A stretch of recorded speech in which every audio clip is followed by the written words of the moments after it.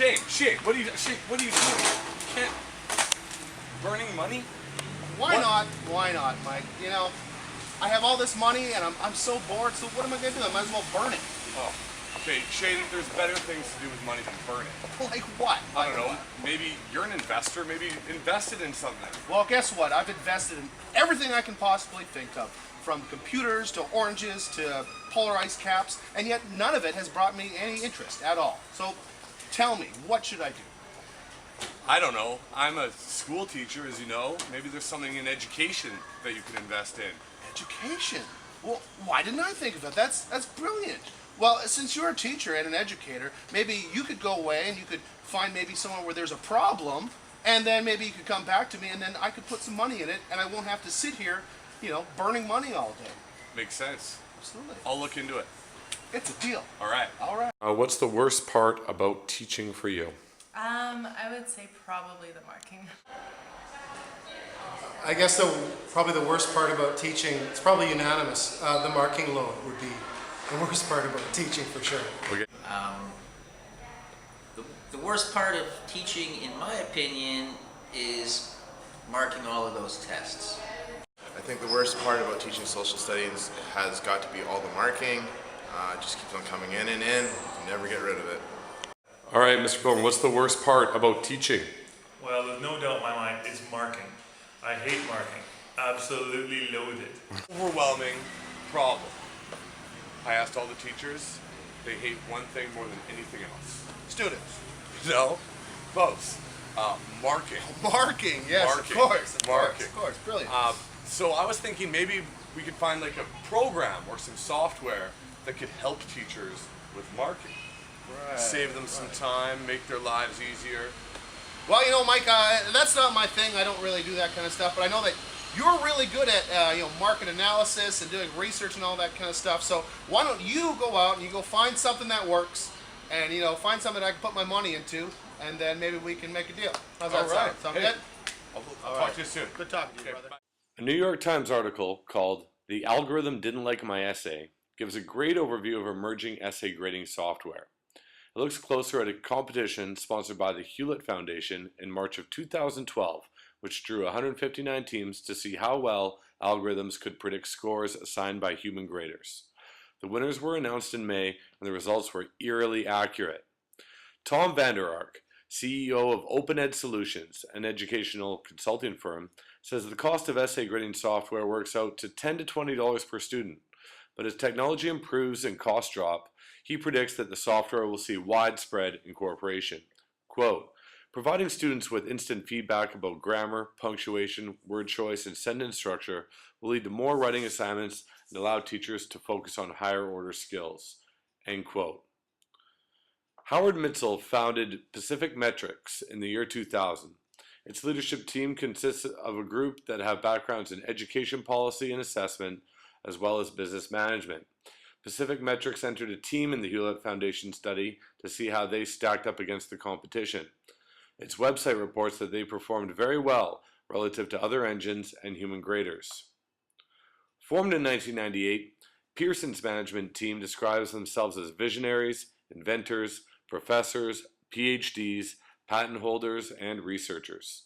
They use engaging and constructive feedback to encourage learning and improve performance. Their right-to-learn product uses system-generated passages and questions and marks for ideas, sentence fluency, word choice, editing, and repetition. Pearson's My Writing Lab can customize learning outcomes, but is more focused on student use outside the classroom. Founded in 1990, Vantage Learning's claim to fame is being the first to create artificial intelligence-based automated essay scoring with Intellimetric.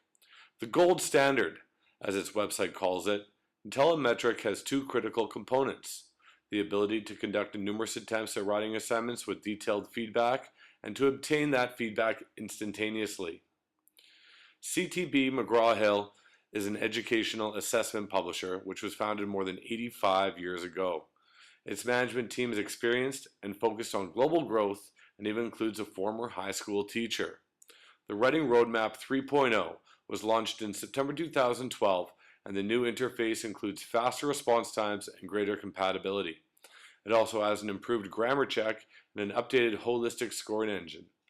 Perhaps the coolest feature of the product are the narrative reports that provide students with information about their writing skills across the traits measured by Writing Roadmap 3.0 and areas where they can improve their essays. McGraw-Hill is a publicly traded company. Since the crash in September 2008, the company's stock has nearly tripled in value from $19.20 a share to $55.36 today. What are your thoughts on essay grading software?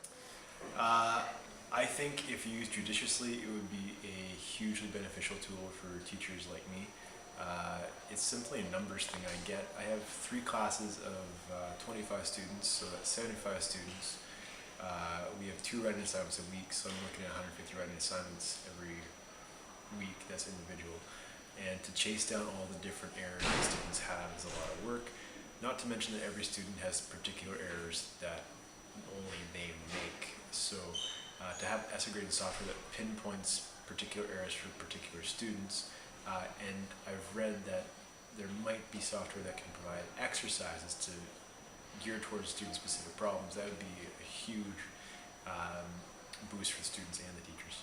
I do think it has a lot of potential, and there are other programs that are going on, not so much holistic rubrics, but just marking for grammar, and I think it's a great tool outside of the classroom to help kids with their grammar skills and their writing skills. Having a little bit of knowledge, because it's been shared with me by Ms. Bermel, and having a quick look at what that program has to offer, I think if it's used properly, and I think we could use it very well here in Maple Leaf, and I'm in favor of any program at all that will help our students improve their English and improve their grammar and overall improve their final mark in English.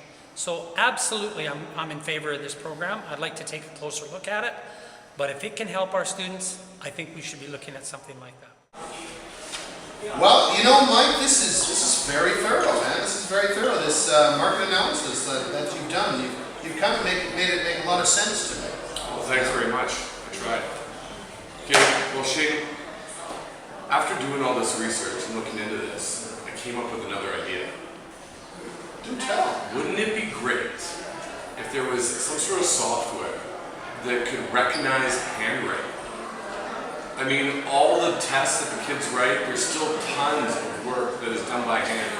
So if there's some sort of software, maybe an application that could recognize handwriting, incorporate that with this essay grading software, I think we'd really be able to make some money. Mike, that is revolutionary. Great. I need a dollar, dollar, dollar, that's what I need. Hey, hey. Well, I need a dollar, dollar, dollar, that's